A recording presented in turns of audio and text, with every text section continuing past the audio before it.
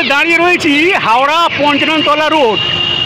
সেই পঞ্চাননতলার যে একটা আবাসিকেই রয়েছে একটি চায়ের দোকান, এবং সেই চায়ের দোকানের ঠিক সামনেই কিছুটা জল রয়েছে। সেই জলে পড়ে রয়েছে পুলিশের স্টার।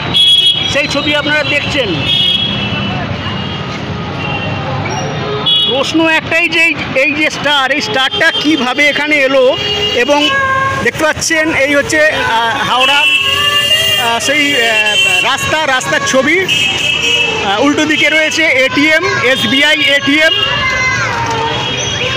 সেই এসবিআই এটিএমের উল্টো দিকেই যে বহুতল সেই রয়েছে একটি চায়ের দোকান, এবং চায়ের দোকানের ঠিক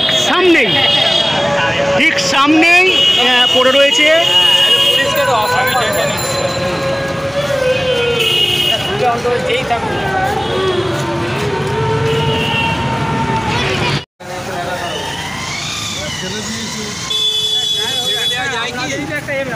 পড়ে গেছে হয়তো।